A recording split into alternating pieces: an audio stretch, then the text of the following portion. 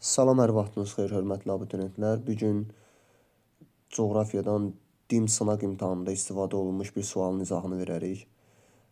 Gəlin sualımıza baxaq. Xəritə sxemdə qara rənglə göstərilmiş ölkələr üçün ümumi olan xüsusiyyətləri müəyyən edin. Xəritədə 3 ölkə göstərilib. Bunlardan biri Çin, Yaponiya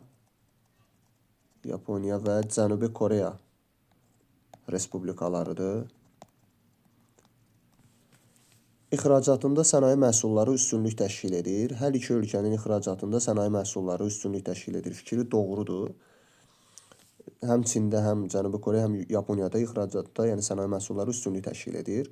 Xüsusilə də yəni Cənubi Koreya və Yaponiyanın xammal məhsulları olmadığına görə əsasən sənaye məhsulları, belə deyim, xammalı idxal edib, amma sənaye məhsulu ilə ixrac edir. İnkişaf etmiş ölkə qrupuna aiddir.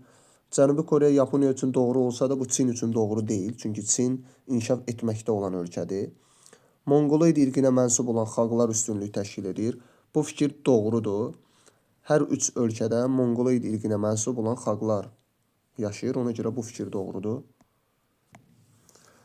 Ərazilərin bir hissəsi subekvatoral iqlim qurşağında yerləşir. Çinin bir hissəsi, yəni cənub hissəsi subekvatoral iqlim qurşağında yerləşir. Lakin Cənubi Koreya və Yaponiya subekvatorialda deyil. Bunlar xüsusilə də subtropikdə, Yaponiyada həm də mülayim musson iqlim tipi də var. Ona görə bu yanlışdır. Eyni dil ailəsinə mənsubdurlar.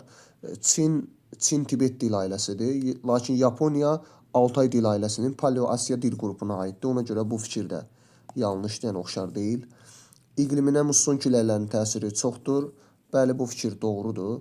Yəni hər üçündə də subtropik musson iqlim tipinə rast gəlinir. Həm də musson küləklərinin təsiri var. Ona görə 6 da doğru olacaq. Düzgün cavabımız da olacaq 1, 3, 6.